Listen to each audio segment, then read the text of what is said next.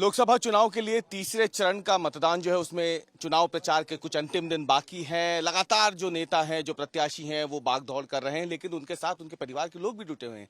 देश की सबसे वीवीआईपी सीटों में से एक गुना लोकसभा सीट में इस समय मौजूद है, जहां से भारतीय जनता पार्टी ने केंद्रीय मंत्री और सिंधिया राजघराने से ज्योतिरादित्य सिंधिया को अपना उम्मीदवार बनाया। एक बार फिर से वो अपनी परंपरागत सीट पर चुनाव लड़ेंगे, लेकिन ज्योतिरादित्य सिंधिया तो प्रचार कर ही रहे हैं। उनके बेटे भी जो है लगातार इस चिलचिलाती गर्मी में चुनाव प्रचार पर निकले हुए हमारे साथ मौजूद है। आर्यमन सिंधिया, स्वागत है आपका आज तक पे। बहुत धन्यवाद।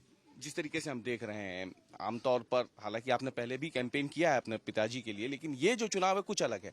पहले वो कांग्रेस में थे, ये पहली बार वो बतौर बीजेपी प्रत्याशी मैदान में हैं। तो उस राज्य में जहां पे प्रचंड जीत हुई है, सरकार भी उस वक्त बनी थी जब वो छोड़ करके कांग्रेस बीजेपी में आए थे। अभी जब आप निकल रहे हैं तो फोकस आपका इस बार किन मुद्दों पे? क्योंकि तब तो आपका फोकस होता था हमलावर तरीके से, लेकिन इस बार परिस्थितियां बदल चुकी हैं।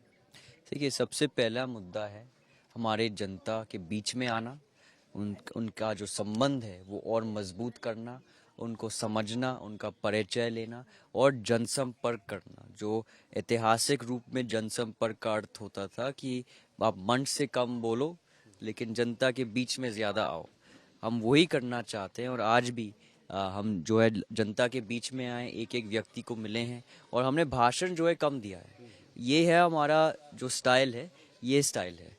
एक बड़ी बात है, जब 2020 में आपके पिता ने कांग्रेस छोड़ी थी, बहुत हमले उन पे हुए थे, गद्दार तक कहा था। उस वक्त आपका एक बयान, उस एक पोस्ट थी सोशल मीडिया पे जो बहुत वायरल हुई थी, जिसमें आपने समर्थन किया तो कहा था कि मुझे अपने पिता के फैसले पे गर्व है। बस इतना हम जानना चाहते हैं, वो कितना कठिन समय था आपके लिए, आपके पिता के लिए, आपके परिवार के लिए? देखिए, ऑब्वियसली हम काफ़ी साल के लिए पार्टी में काम कर रहे थे मेरे पिता, तो उनके लिए कठिन निर्णय था। लेकिन वो निर्णय क्यों लेना पड़ा? वो निर्णय लेना पड़ा हमारे जनता के लिए। जो उनकी मांगे थी वो पूरी करनी थी हमें, और उन्हें सीधा कह दिया था कि आप सड़क पे आ जाइए। तो हमने फिर उसका जवाब दिया, मेरे पिता ने उसका जवाब दिया, और मुझे उनके फैसले पे गर्व है। क्योंकि अब जब हम भाजपा में आए हैं और जिस तरीके के साथ इस पार्टी के कार्यकर्ताओं, जनता, सब ने हाथ खोल के हमको पार्टी के अंदर, इस परिवार के अंदर लेके आए हैं, हमें बहुत गर्व है और हम बहुत खुश हैं। और हम बहुत धन्यवाद कहना चाहेंगे पूरी भाजपा की, जो कार्यकर्ता हैं, जो संगठन हैं और जो हमारी प्यारी जनता है। अब जैसे आपने कहा भाजपा में अब आए हैं, स्वागत आपका भाजपा में हुआ, आप लोगों को स्वीकार किया गया। जब हम बात करते हैं, आपके पिता केंद्रीय मंत्री हैं, अब प्रधानमंत्री नरेंद्र मोदी की कैबिनेट में वो हैं, तो आपकी कभी बात होती है? क्या फीडबैक देते हैं प्रधानमंत्री के कामकाज का? आप खुद भी आप मिले थे जब बीजेपी में आए थे ज्योतिरादित्य सिंधिया, उसके बाद आप भी मिले थे प्रधानमंत्री मोदी से। क्या फीडबैक रहता है उनके कामकाज को लेकर के या फिर कैबिनेट को लेकर? देखिए, सबसे पहले मैं उनसे जो चर्चा करते हैं तो मेरा सबसे पहला सवाल होता है कि भाई, आपके पास इतने सारे योजनाएं जो आप अपने आम आदमी, हमारे जनता के लिए आप योजनाएं, नीतियां निकाल रहे हो, इसका लाभ किन किन लोगों को मिल रहा है, कैसे प्रगति, इंफ्रास्ट्रक्चर प्रोजेक्ट्स हैं, जो सड़कें हैं, हवाई अड्डे हैं, रेल स्टेशंस है, बाकी सब के जो सरकारी प्रोजेक्ट्स हैं, आप इनका ध्यान कैसे रखते हैं? क्योंकि इतने सारे चीज़ें जो हो रही हैं इस सरकार के हाथों द्वारा और हमारे प्रधानमंत्री द्वारा। तो उनने हंस के जवाब दिया कि हमारे जो प्रधानमंत्री है वो असलियत में एक प्रिंसिपल की तरह काम करते हैं, जो हर मंत्री से अपने मंत्रिमंडल में रिपोर्ट कार्ड मांगते हैं, और अगर एक भी चीज़ डिले हुआ है तो उनको जवाब देना पड़ता है। हर मीटिंग में डैशबोर्ड होता है जहाँ प्रोग्रेस रिपोर्ट दिखाया जाता है, और हर प्रश्न का जवाब एक मंत्री को देना पड़ता है। और अगर डिले हुआ है तो प्रधानमंत्री जी खुद अपना डंडा चला के वो प्रोजेक्ट को तीव्र गति से आगे लेके जाते हैं। तो ऐसे होता है काम। तो मुझे भी बहुत अच्छा लगा जब मुझे पता चला कि हमारे प्रधानमंत्री ऐसे काम करते हैं। महानंदन जी, आप एक बेटे भी हैं, मतलब ज्योतिरादित्य सिंधिया भले ही केंद्रीय मंत्री हैं, वो एक बड़े ताकतवर घराने से भी आते हैं, लेकिन एक बेटे के तौर पे कितना समय मिल पाता है अपने पिता का, या फिर एक परिवार के तौर पे आप लोग कितना समय दे पाते होंगे? क्योंकि अभी तो पूरा परिवार चुनाव प्रचार। नहीं, देखिए, चाहे प्रचार हो चाहे प्रचार नहीं हो, मेरे पिता का लक्ष्य और मेरे पिता का जो दिल है वो अपनी जनता के बीच में है। तो हाँ, उसके वजह से हम कम समय बिता पाते हैं एक दूसरे के बीच में, पर मैं समझता हूँ कि उन्होंने वो एक जनसेवक है और उन्होंने एक वादा किया है अपने जनता को। तो आज भी जब मेरी दादी माँ हॉस्पिटल में है, आज भी हम सब जनता के बीच में हैं। हम ये उसका एक उदाहरण भी है कि हमारी जो जनता है हम वो सबसे प्यारी है और हम उनके लिए कुछ भी हो जाए हम उनका लड़ाई लड़ते रहेंगे। बस अब 2 सवाल मेरे आपसे रहेंगे माननीय। पहला ये कि ज्योतिरादित्य सिंधिया यहाँ से लगातार सांसद थे पिछली बार, लेकिन वो जब चुनाव हुआ तो उसमें वो हार गए थे। इस बार आपका फिर से वो मैदान में है, तो इस बार आपको क्या लग रहा है कि इस बार जनता जब उन्हें वोट देगी तो क्या मुद्दा रहेगा? क्या आप जब घूमे तो आपको लगा कि जनता के मन में किस बात को लेकर के कोई ग्लानि थी पिछली बार जो फैसला यहाँ पे हुआ?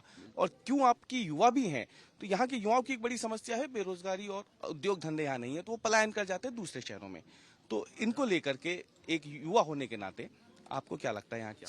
युवा होने के नाते जैसे हमारे प्रधानमंत्री जी ने हमें डायरेक्शन दिया है कि हर ग्रामीण क्षेत्र में हमें शिक्षा को मजबूत करना है और उसके साथ साथ इंडस्ट्रियल कॉरिडोर्स बनाने हैं, फैक्ट्रीज लेके आने हैं ताकि रोजगार बढ़े।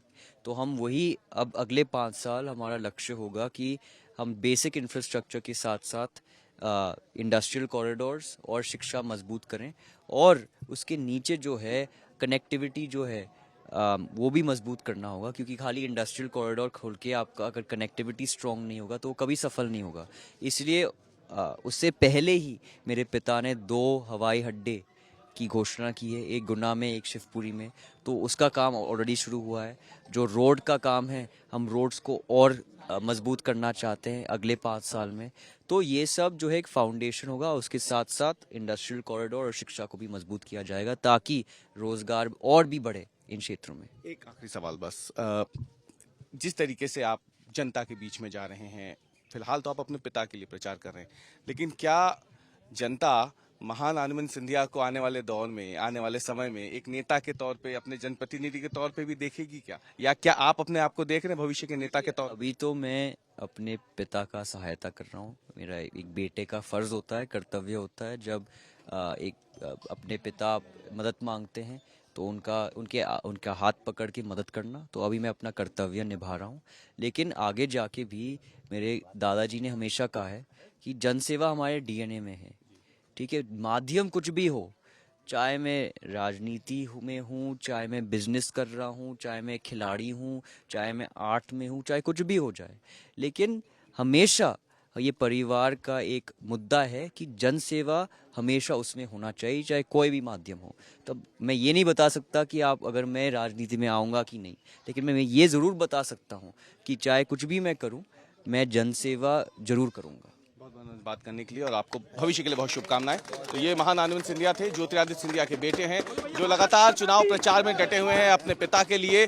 और ये जो तीसरे चरण का मतदान होना है, उसमें जो अंतिम समय बाकी है चुनाव प्रचार के, उसमें उम्मीदवारों के साथ अब उनका परिवार भी पूरी तरीके से चुनावी मैदान में उतर चुका है।